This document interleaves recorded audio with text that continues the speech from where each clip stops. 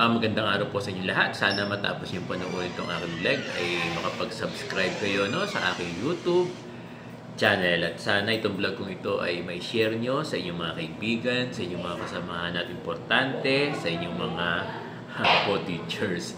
At sana matapos yung panoorin itong vlog kong ito ay pakihit na lang din yung notification bell para every time na nagkakaroon ako ng bagong vlog ay palagi kayong manonotify. At yung palaging request ng Sir Bong, favor nyo na lang kay Sir Bong kasi dyan sa mga vlogs ko ay maraming lumalabas na ads. Sana pag lumalabas yung mga ads, huwag nyo siyang i-skip. Papanoorin nyo ng buong buo, lahat ng ads na lumalabas dyan sa aking vlog. Pwede ko bang asahan yan sa ating mga kaguruan? Maraming salamat sa inyong lahat. Nagkaroon na ako ng vlog, di ko alam kung napanood nyo na. Dalawa kami rito ni Sir Benjo Basas, ng Teachers Dignity Coalition, tungkol sa DepEd Order number 5 o yung tinatawag natin na overload pay. Ang tanong ng ating mga guro, paano ina-apply itong overload pay? Kaya susubukan ni Sir Bong na may paliwanag itong DepEd Order number 5 para maunawaan ng ating mga guro. Pero alam ko, yung iba ay alam na ito, lalo na yung mga teachers group tulad ng ACT, Alliance of Concerned Teachers, at yung Teachers Dignity Coalition kasi well-versed na sila dito sa interpretation ng DepEd Order number 5. Ang isa pang tanong ng ating mga guro, kung ito bang overload pay ay implemented na. Yes, itong DepEd Order na ito, overload pay, ay implemented na. Paano ba ang application ng overload pay? Una, talakayin muna natin yung teaching loads ng by subject area.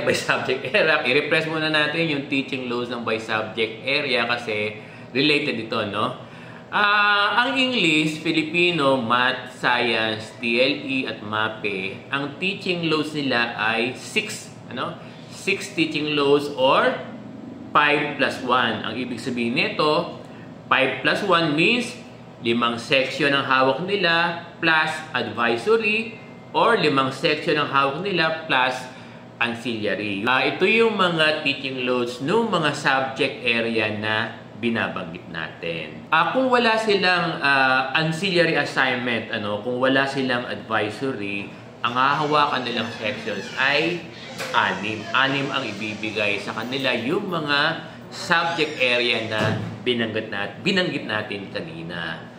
Ang Araling Panlipunan or AP teachers, ang regular teaching loads nila ay 8 or 7 plus 1. Ibig sabihin, 7 section plus advisory or 7 sections plus ancillary. So, get ba ito ng ating mga AP teachers? So, ang ESP naman or values, ang teaching loads nila ay 8 plus 1 or kung wala silang advisory, kung wala silang ancillary, 9 sections ang hahawakan ng ating mga ESP teachers. So, yan yung mga regular na teaching loads by subject area. Alam nyo itong mga loadings na ito, meron itong mga legal basis. Ang isang legal basis nito ay yung Magna Carta for Teachers. Kasi sa Magna Carta for Teachers, ang sabi doon, ang guro ay dapat makapag-render ng 6 teaching hours daily. Sa elementary, hindi ako particular doon sa loadings. Pero alam ko, halos pareho lang ng secondary yung elementary. Tama ba sa Sir Bong? Kaya lang, iba na ang curriculum ngayon. Itong papasok na school year na ito, iba na yung curriculum ng grade 7, grade 1, at grade 4. Kasama rito yung kinder. Kasi base sa matatag curriculum, lahat ng subject areas ay ituturo na daily including ESP and Araling Panlipunan itong papasok na school year 2024-2025 sa bago nating matatag curriculum. Sir Bong, paano po i-apply yung overload pay? Alam nyo, ang simpleng explanation nito, babayaran ang teaching work ng guro in excess of 6 hours. Kapag ang guro ay nag-render pa ng teaching work beyond the regular 6 teaching hours, siya ay pwedeng mag-claim ng compensation. Ito yung tinatawag na overload pay. Ano? So, ito yung pag-uusapan natin sa aking vlog ngayon. Kaya yung ating mga guro, makinig lang kayo. Ano? Huwag kayong kukurap. Alam nyo itong vlog ni Sir Bong, lagi kong sinasabi, parang lecture lang natin sa ating mga guro. Tama ba si Sir Bong? So, yung 2 hours na nirender ng guro outside his regular o outside doon sa kanyang regular na 6 teaching hours, ito ay babayaran. So, naintindihan ba si Sir Bong? Alam nyo, merong formula kung magkano yung amount ng 2 hours per work ng ating mga guro. Kaya lang, hindi available yung discussion natin ngayon tungkol sa computation. I-try ko na next time, i-vlog natin yung computation ng 2 hours. Naintindihan ba ng ating mga guro? Ang tanong ng ating mga guro, Sir Bong, paano po kung sumobra sa 2 oras yung rendered work? Inabot ito ng 3 hours or 4 hours.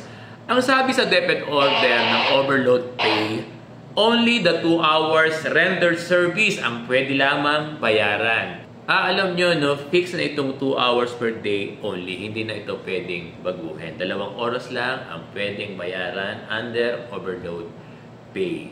So, ang tanong, Sir Bong, ano po specifically ang mga task or work na pwedeng bayaran sa overload pay? Ang halimbawa nito ay yung mga paaralan na may kakulangan or inadequacy sa guro. Kasi kung kulang kayo sa guro o meron kayong inadequacy of teachers, yung mga teaching loads nyo ay sumusobra sa 6 na oras. So, sa dami ng sections na hawak nyo or sa dami ng subjects na hawak nyo, yung sobrang 2 oras sa 6 na oras na pagtuturo nyo araw-araw, ito ay babayaran. Kasi may mga guro tayo, lalo na sa province, nagtuturo sa maga at nagtuturo pa rin sa hapon. So, kung meron kayong sobra sa oras ng regular teaching loads nyo, yun ang babayaran.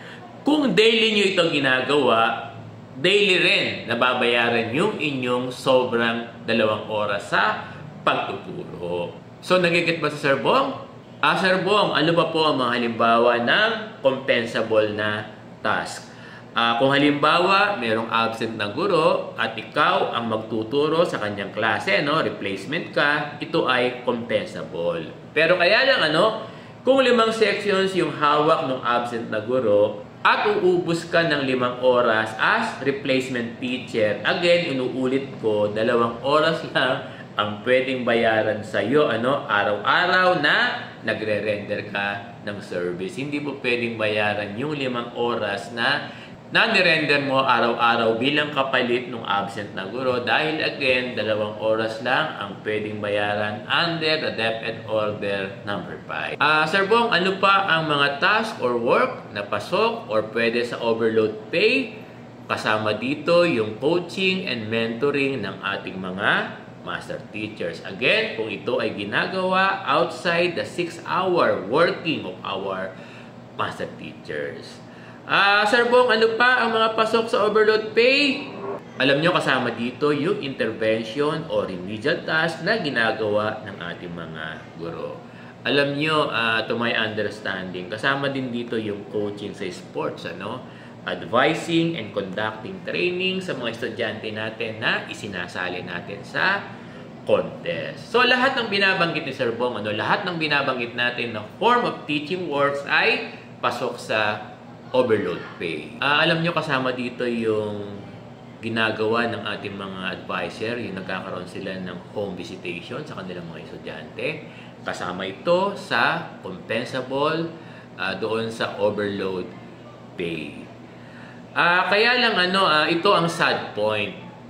Depende kasi kung may available na funds na pambayad sa mga overload work ng ating mga guro. Kasi kung walang available na cash fund, ang ibibigay sa ating mga guro sa kanilang overload work ay vacation service credits or leave service credits lang. So, ito yung mangyayari. Pero kung meron naman cash fund na pwedeng ipambayad sa ating mga guro, ay maaaring makuha nila ito ng cash. Pero kung walang available na fund, ang ibibigay sa kanila, inuulit ko, ay vacation service credits or leave service credits lamang. So, lahat ng overload claims ng ating mga guro ay i-endorse at dapat ma-approve ng ating schools division superintendent. So, ang tanong, sino ang magbabayad? Alam nyo, ito yung bagay na lilinawin pa natin sa ating schools division office. So, meron ba kayong natutunan sa vlog ni Sir Bo ngayon? Maraming salamat sa inyong lahat.